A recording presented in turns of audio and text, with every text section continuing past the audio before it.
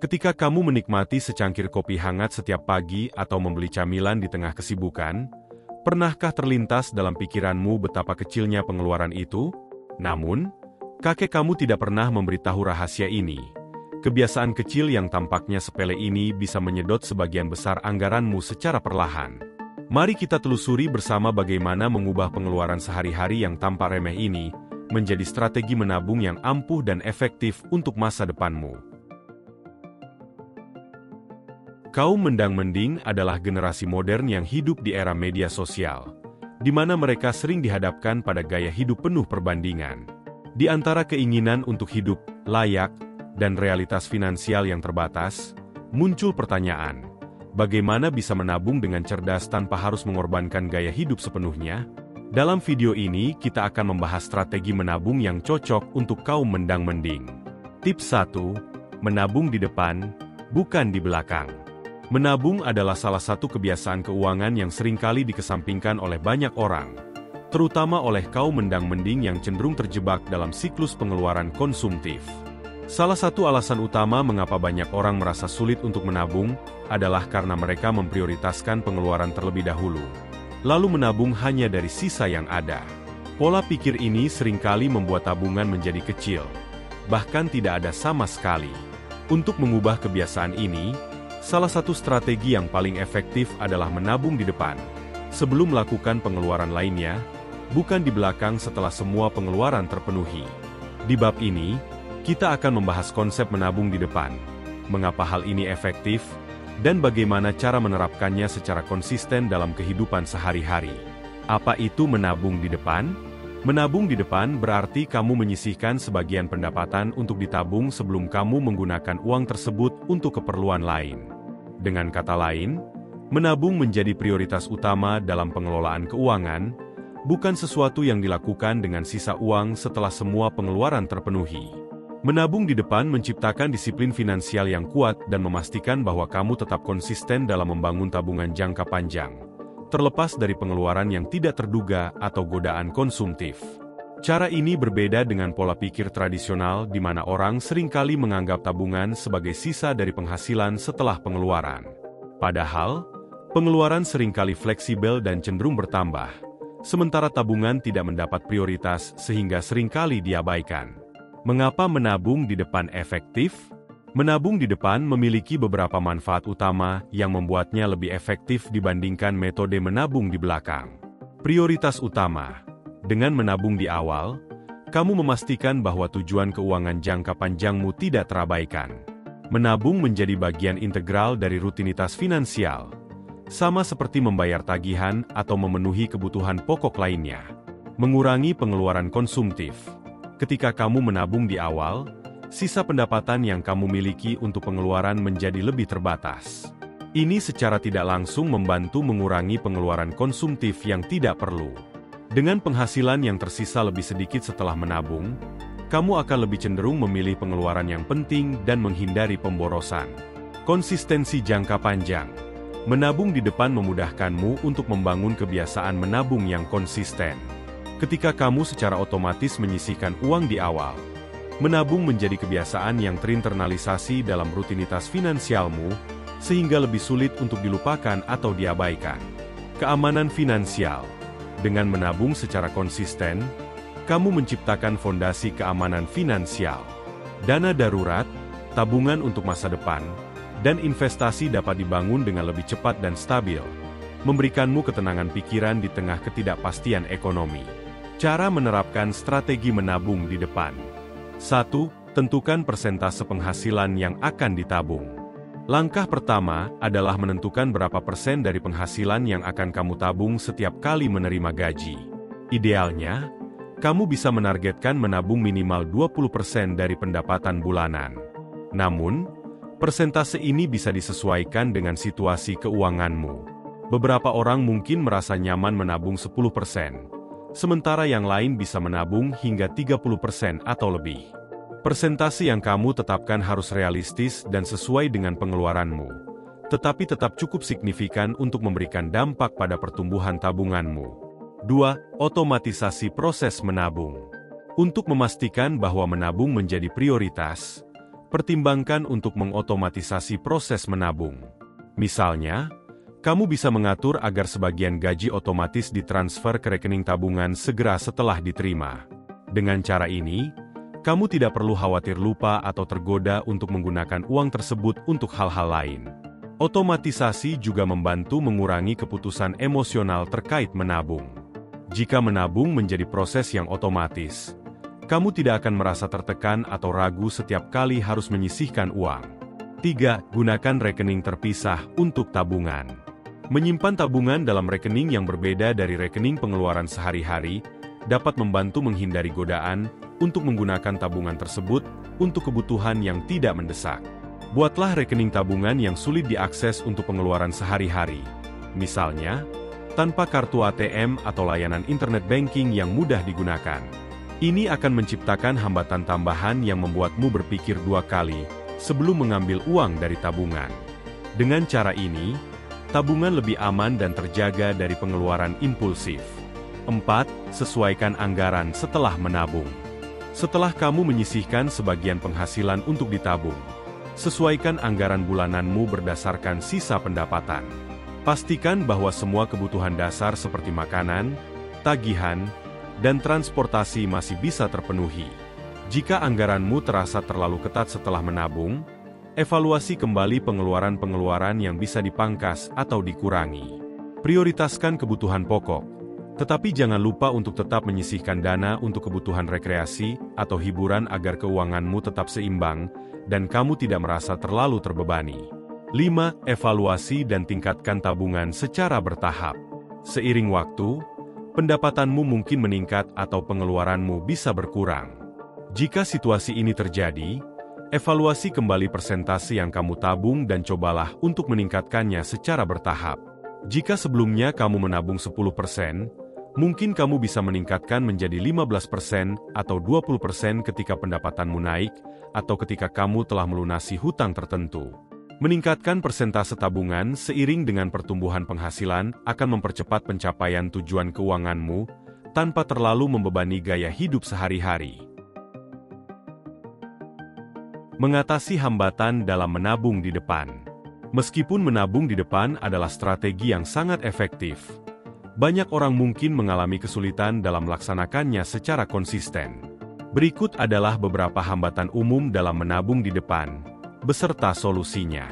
Penghasilan yang tidak stabil. Bagi mereka yang memiliki penghasilan tidak tetap atau berfluktuasi setiap bulan, menabung di depan bisa terasa lebih sulit. Solusinya adalah menetapkan persentase penghasilan untuk ditabung, bukan nominal tetap. Dengan cara ini, meskipun penghasilanmu berubah, kamu tetap menabung dalam porsi yang proporsional. Kamu juga bisa mempertimbangkan untuk menambah tabungan ketika penghasilan sedang tinggi dan menyesuaikan ketika pendapatan berkurang. Godaan pengeluaran konsumtif. Salah satu hambatan terbesar dalam menabung adalah godaan pengeluaran konsumtif.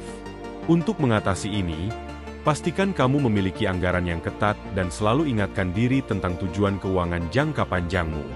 Jika kamu merasa sulit untuk menahan godaan belanja, cobalah untuk membatasi akses ke kartu kredit atau mengurangi frekuensi kunjungan ke tempat belanja favoritmu. Kebutuhan mendadak atau darurat.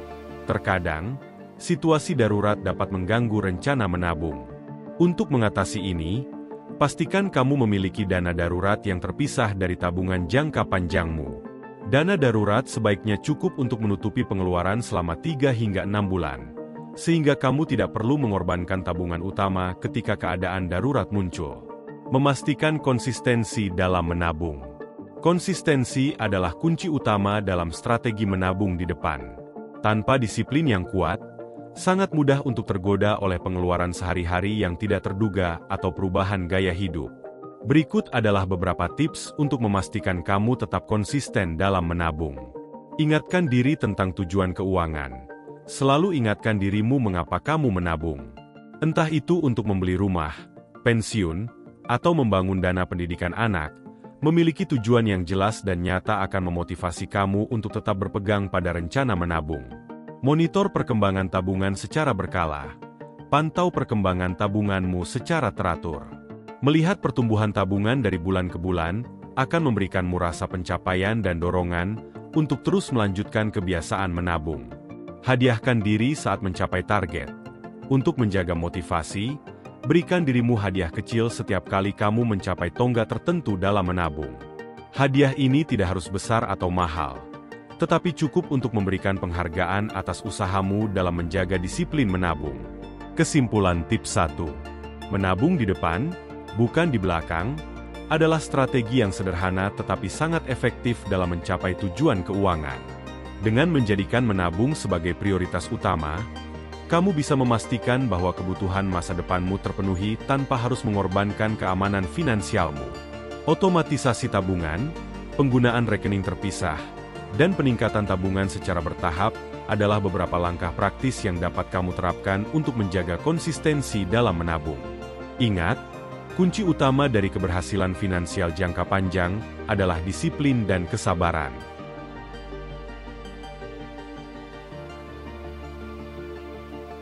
Tips 2, yaitu menetapkan tujuan yang realistis. Menetapkan tujuan adalah langkah pertama yang paling penting dalam menabung, terutama untuk kaum mendang-mending yang seringkali terjebak dalam dilema antara hasrat untuk tampil baik di hadapan orang lain dan realitas finansial mereka sendiri. Dalam era serba cepat ini, orang cenderung mudah tergoda oleh gaya hidup hedonis yang dipertontonkan di media sosial. Selalu ada barang baru yang harus dimiliki, tempat yang harus dikunjungi, atau tren yang harus diikuti, demi tetap terlihat relevan. Namun, tanpa perencanaan keuangan yang matang, hal ini justru bisa menjadi bumerang. Untuk itu, menetapkan tujuan menabung yang realistis sangatlah penting. Mengapa realistis? Karena seringkali orang yang ingin menabung justru menetapkan tujuan yang terlalu ambisius dan berakhir kecewa, atau putus asa ketika mereka gagal mencapainya. Ketika tujuan tidak tercapai, banyak orang menyerah di tengah jalan dan berpikir bahwa menabung itu sulit atau bahkan mustahil dilakukan. Satu, pentingnya menetapkan prioritas. Kaum mendang-mending, dengan pendapatan yang tidak selalu besar, harus belajar memilih prioritas. Mungkin ada beberapa hal yang sangat diinginkan, seperti membeli ponsel baru, mengikuti tren fashion terkini, atau liburan ke luar negeri. Namun, semua keinginan ini perlu ditempatkan dalam konteks kemampuan finansial yang ada. Alih-alih mencoba menabung untuk semuanya sekaligus, lebih baik fokus pada satu atau dua tujuan utama yang paling mendesak atau paling penting. Misalnya, jika kamu baru mulai bekerja dan belum memiliki dana darurat, hal pertama yang harus menjadi prioritas adalah menabung untuk dana darurat. Dana darurat ini sangat penting karena bisa menjadi penyelamat ketika ada keadaan yang tidak terduga, seperti kehilangan pekerjaan, sakit, atau kebutuhan mendadak lainnya. Tanpa dana darurat, kamu mungkin akan terpaksa berhutang ketika menghadapi situasi darurat, yang akhirnya justru memperburuk kondisi keuanganmu. Bayangkan seorang karyawan bernama Ardi. Dia baru bekerja selama 2 tahun dan mendapatkan gaji yang cukup untuk memenuhi kebutuhan hariannya. Namun, Ardi selalu tergoda untuk membeli kopi mahal setiap pagi di kafe yang trendy dekat kantornya. Meski terlihat seperti pengeluaran kecil, kebiasaannya ini ternyata menghabiskan Rp500.000 setiap bulan. Setelah menyadari hal ini, Ardi mulai berpikir untuk mengalokasikan uang tersebut ke tabungan dana daruratnya. Dengan mengurangi pengeluaran yang tidak terlalu penting, Ardi berhasil menabung lebih dari Rp6 juta dalam setahun tanpa merasa terbebani secara drastis. Cerita Ardi menggambarkan bagaimana kebiasaan kecil bisa berdampak besar ketika tujuan menabung sudah ditetapkan dengan jelas dan prioritas sudah disusun dengan bijak. Ardi memutuskan bahwa memiliki dana darurat lebih penting dibandingkan dengan membeli kopi mahal setiap hari. Dan itu adalah langkah pertama yang membuat perencanaan keuangannya menjadi lebih realistis. 2. Tujuan yang spesifik, terukur, dan dapat dicapai. Dalam menetapkan tujuan menabung, penting untuk membuatnya spesifik, terukur, dan dapat dicapai. Jika tujuannya terlalu umum atau terlalu besar, kamu mungkin akan kesulitan untuk melacak kemajuanmu dan akhirnya kehilangan motivasi. Oleh karena itu, cobalah untuk menetapkan tujuan menabung yang lebih terukur. Misalnya, spesifik, saya ingin menabung untuk membeli laptop baru seharga Rp10 juta. Terukur, saya akan menabung Rp500.000 setiap bulan untuk mencapai tujuan ini dalam waktu 20 bulan. dapat dicapai. Dengan menabung Rp500.000 per bulan, saya masih bisa memenuhi kebutuhan bulanan saya tanpa merasa terbebani. Dengan menetapkan tujuan yang spesifik, kamu memiliki gambaran yang lebih jelas tentang apa yang ingin dicapai, berapa lama waktu yang dibutuhkan, dan berapa besar komitmen yang harus dikeluarkan. Selain itu, tujuan yang terukur juga akan membantumu untuk terus memantau kemajuan menabungmu. Jika dalam 10 bulan kamu sudah berhasil mengumpulkan Rp5 juta, kamu bisa melihat bahwa kamu sudah separuh jalan menuju tujuanmu. 3. Pecah tujuan besar menjadi tahapan kecil. Terkadang, tujuan menabung yang besar bisa terasa sangat memberatkan, terutama jika kamu hanya memiliki pendapatan yang pas-pasan. Oleh karena itu, sangat membantu jika kamu bisa memecah tujuan yang besar tersebut menjadi tahapan-tahapan kecil yang lebih mudah dicapai. Misalnya, jika kamu ingin menabung untuk membeli motor seharga Rp20 juta, kamu bisa membagi tujuan tersebut menjadi beberapa tahapan. Tahap 1, menabung Rp5 juta untuk uang muka. Tahap 2, menabung Rp15 juta untuk melunasi sisanya. Dengan memecah tujuan besar menjadi tahapan yang lebih kecil, kamu bisa mendapatkan rasa pencapaian lebih cepat dan lebih sering. Setiap kali kamu menyelesaikan satu tahapan, kamu akan merasa lebih termotivasi untuk melanjutkan menabung ke tahap berikutnya. 4. Tetap fleksibel. Meskipun penting untuk memiliki tujuan yang spesifik dan terukur, kamu juga perlu tetap fleksibel dalam menjalankan rencana menabungmu. Kehidupan seringkali tidak berjalan sesuai rencana, dan kamu mungkin harus menyesuaikan target atau tujuan menabungmu seiring berjalannya waktu. Misalnya, jika tiba-tiba kamu mengalami peningkatan biaya hidup atau ada keadaan darurat yang membutuhkan uang, tidak apa-apa jika kamu harus menunda sedikit tujuan menabungmu. Yang penting adalah kamu tetap berkomitmen untuk kembali ke jalur setelah keadaan stabil. Kesimpulan tips 2. Menetapkan tujuan yang realistis adalah fondasi utama dalam proses menabung, terutama bagi kaum mendang-mending yang seringkali dihadapkan pada godaan gaya hidup modern. Dengan menetapkan prioritas yang jelas, tujuan yang spesifik dan terukur, serta memecah tujuan besar menjadi tahapan kecil, kamu bisa membuat menabung menjadi lebih mudah dan menyenangkan. Fleksibilitas juga diperlukan, sehingga kamu bisa tetap menyesuaikan rencana sesuai dengan perubahan situasi. Pada akhirnya, menabung bukan hanya tentang menyimpan uang, tetapi juga tentang membangun kebiasaan keuangan yang sehat untuk masa depan yang lebih baik.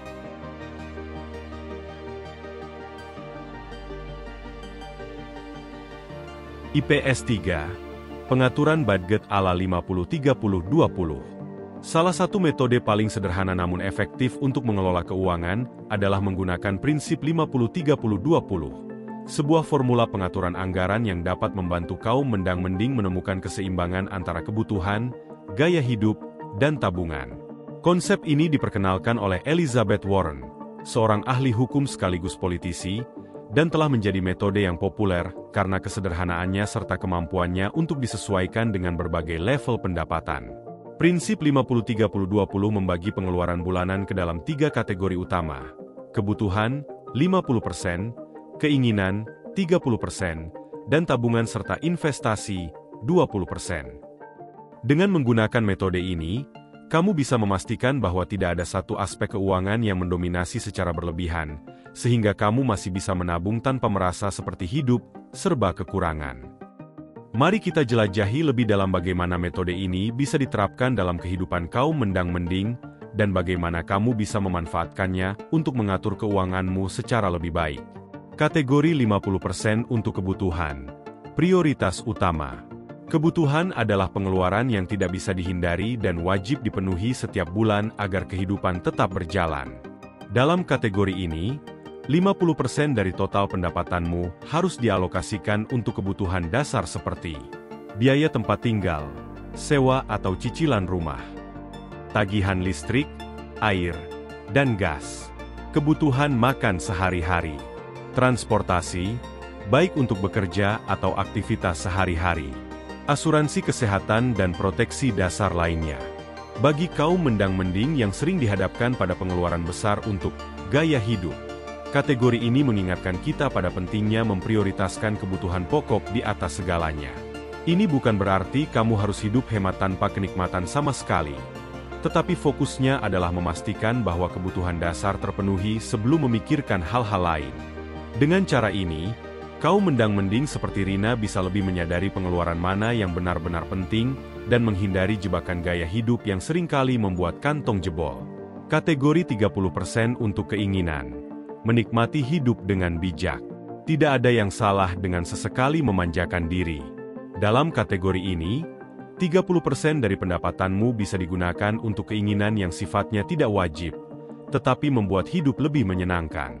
Beberapa contoh pengeluaran dalam kategori ini termasuk makan di luar atau memesan makanan melalui aplikasi, langganan hiburan seperti Netflix, Spotify, atau game, liburan, nonton bioskop, atau aktivitas rekreasi lainnya, membeli pakaian atau aksesori yang tidak benar-benar diperlukan. Namun, penting untuk diingat bahwa kategori keinginan ini seringkali menjadi sumber utama kebocoran keuangan. Kaum mendang-mending yang terbiasa mengikuti tren dan gaya hidup teman-teman atau figur publik di media sosial seringkali menghabiskan lebih dari yang seharusnya di kategori ini. Tantangan utamanya adalah menahan godaan untuk tidak menghabiskan lebih dari 30% pendapatan pada keinginan. Mengelola keinginan memang memerlukan kesadaran dan kontrol diri. Kaum mendang-mending seringkali terjebak dalam siklus FOMO, Fear of Missing Out, di mana mereka merasa harus memiliki atau melakukan sesuatu hanya karena orang lain melakukannya. Namun, dengan disiplin, kita bisa menyeimbangkan antara menikmati hidup dan tetap menabung untuk masa depan. Kategori 20% untuk tabungan dan investasi, kunci masa depan. Kategori terakhir dan mungkin yang paling penting dalam jangka panjang adalah alokasi 20% untuk tabungan dan investasi. Ini adalah bagian dari penghasilan yang harus dijaga dan bukan untuk digunakan dalam kehidupan sehari-hari.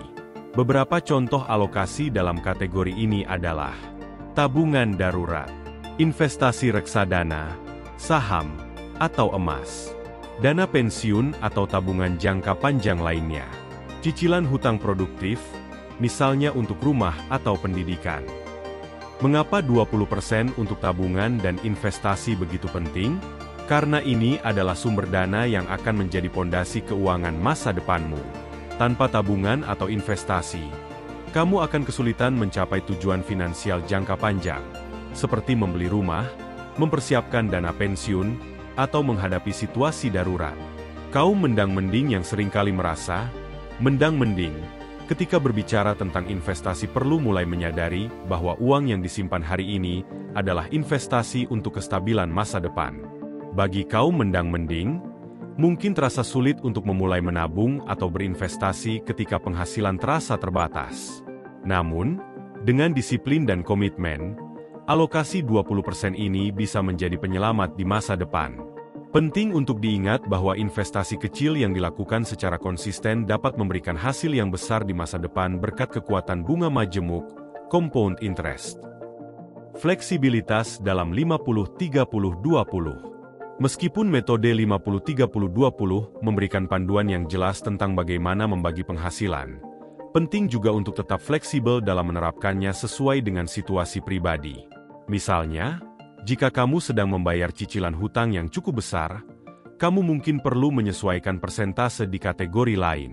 Atau, jika kamu sedang menabung untuk tujuan besar seperti membeli rumah, kamu mungkin bisa menurunkan pengeluaran untuk keinginan dan meningkatkan alokasi tabungan menjadi lebih dari 20%. Metode ini bukanlah aturan kaku, melainkan panduan yang bisa disesuaikan dengan kebutuhan masing-masing individu. Yang terpenting adalah tetap memiliki kontrol atas arus kas dan memastikan bahwa kamu tidak menghabiskan semuanya tanpa menyisihkan sesuatu untuk masa depan.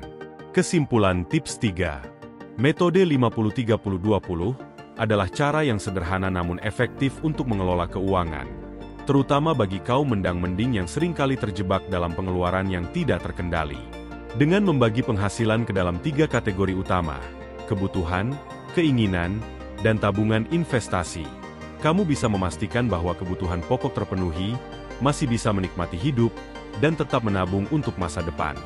Fleksibilitas dalam menerapkan metode ini juga memungkinkan kamu untuk menyesuaikannya sesuai dengan kondisi keuangan pribadi. Pada akhirnya, Yang terpenting adalah memiliki keseimbangan antara hidup untuk hari ini dan mempersiapkan diri untuk hari esok. Tips 4. Berhemat pada hal-hal kecil yang terus berulang. Pengeluaran sehari-hari seringkali dianggap sepele karena nominalnya yang kecil.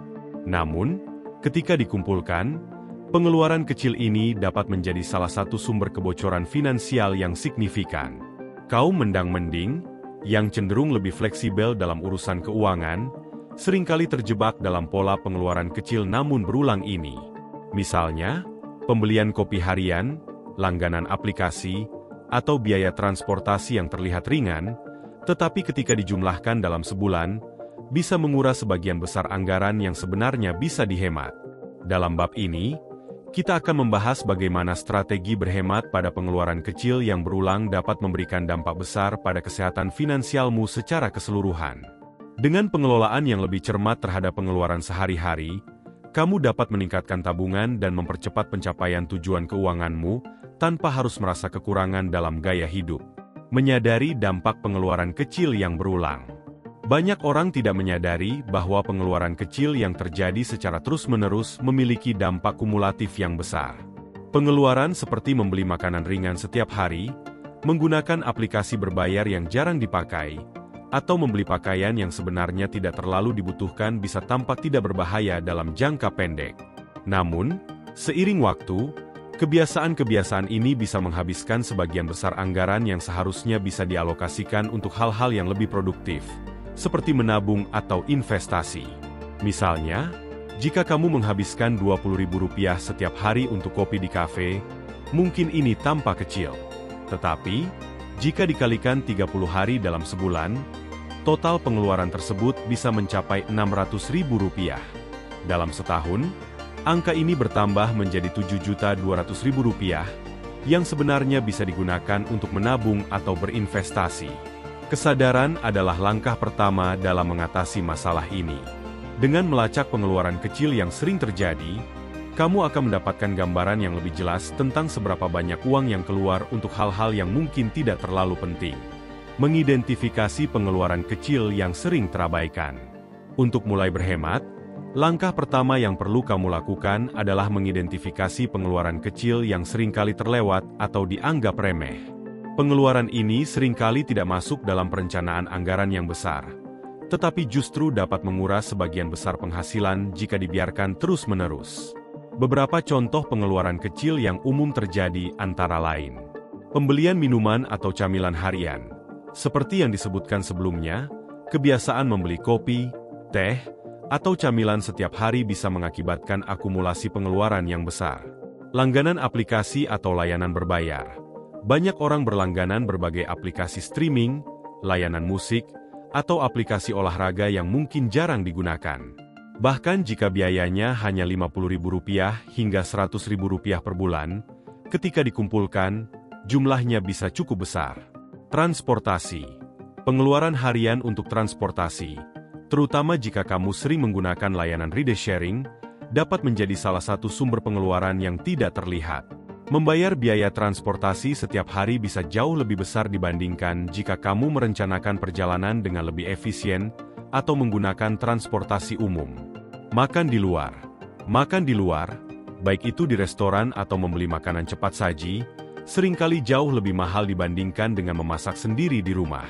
Pengeluaran untuk makan di luar bisa terlihat kecil, tetapi jika dilakukan beberapa kali dalam seminggu, biayanya akan bertambah dengan cepat. Dengan mengidentifikasi kategori-kategori pengeluaran seperti ini, kamu bisa mulai mengevaluasi mana yang benar-benar penting dan mana yang bisa dikurangi tanpa mengorbankan kualitas hidup.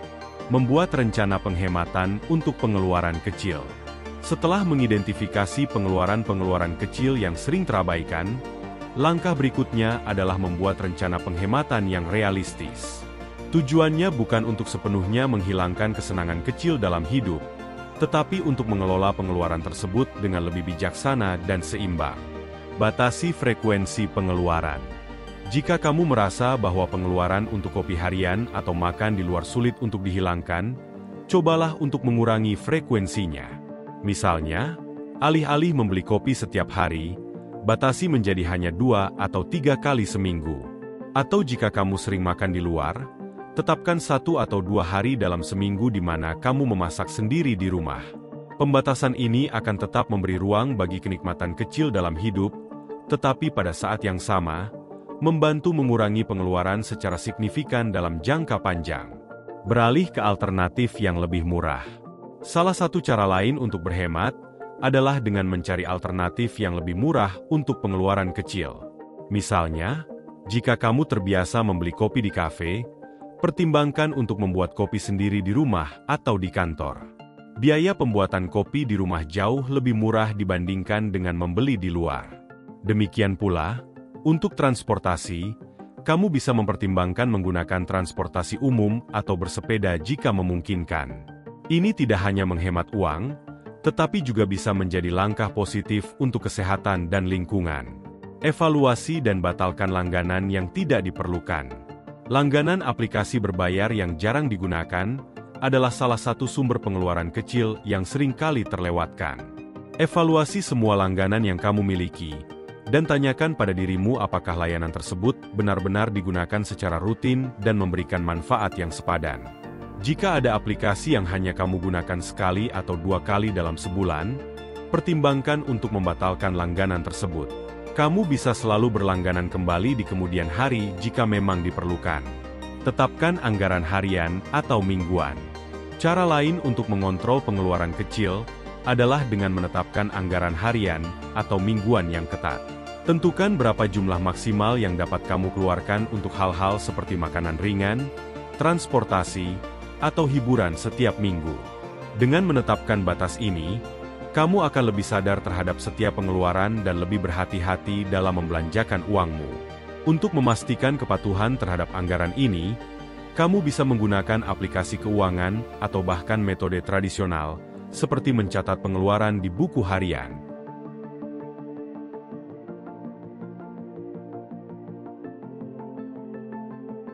Memahami efek latte. Konsep yang sering digunakan dalam dunia keuangan pribadi untuk menjelaskan dampak dari pengeluaran kecil yang berulang adalah efek latte. Istilah ini merujuk pada kebiasaan membeli sesuatu yang tampak sepele, seperti latte atau kopi harian, yang jika dilakukan terus-menerus, dapat mengakibatkan akumulasi pengeluaran yang besar. Meskipun satu latte mungkin hanya berharga Rp30.000, jika dikonsumsi setiap hari, pengeluaran ini bisa mencapai Rp900.000 per bulan, atau lebih dari Rp10 juta per tahun. Padahal, uang tersebut bisa dialokasikan untuk investasi atau tabungan yang lebih bermanfaat. Efek latte menunjukkan bahwa dengan mengurangi pengeluaran kecil, kamu bisa menyisihkan lebih banyak uang untuk tujuan keuangan yang lebih besar. Menjadi sadar akan efek latte dapat membantumu lebih kritis dalam mengevaluasi pengeluaran harian, dan melihat bagaimana pengeluaran kecil dapat berdampak besar pada keseluruhan keuanganmu. Berhemat bukan berarti mengorbankan kesenangan. Salah satu kesalahpahaman umum tentang berhemat adalah bahwa hal ini berarti kamu harus mengorbankan semua kesenangan kecil dalam hidup. Namun, hal ini tidak sepenuhnya benar. Berhemat pada hal-hal kecil yang berulang tidak berarti kamu harus hidup dengan cara yang sangat ketat atau tidak menikmati hidup sama sekali. Sebaliknya, ini tentang mengelola keuangan dengan bijaksana dan memastikan bahwa setiap pengeluaran benar-benar memberi nilai tambah dalam hidupmu. Sebagai contoh, jika kamu sangat menyukai kopi, mungkin kamu tidak perlu sepenuhnya berhenti membeli kopi. Alih-alih, kamu bisa mencari cara untuk mengurangi biaya, seperti membuat kopi sendiri atau hanya membeli kopi dari kafe favoritmu pada momen-momen tertentu yang spesial. Hal yang sama berlaku untuk hiburan atau kegiatan lain yang kamu nikmati. Tetapkan prioritas dan pastikan bahwa pengeluaranmu sejalan dengan nilai-nilai dan tujuan keuanganmu. Dengan cara ini, kamu tetap bisa menikmati hidup sambil menjaga stabilitas keuanganmu. Menggunakan penghematan untuk tujuan yang lebih besar. Setelah kamu berhasil menghemat dari pengeluaran kecil yang berulang, penting untuk menggunakan penghematan ini untuk tujuan yang lebih besar. Uang yang dihemat dapat dialokasikan untuk dana darurat, tabungan jangka panjang, atau investasi. Dengan cara ini, setiap penghematan kecil yang kamu lakukan akan memberikan dampak besar pada kesehatan finansial jangka panjangmu. Itulah beberapa tips untuk kaum mendang-mending. Sebenarnya masih banyak yang bisa dilakukan, tapi cobalah konsisten dengan keempat tips ini dan rasakan perubahannya. Sekian dan terima kasih.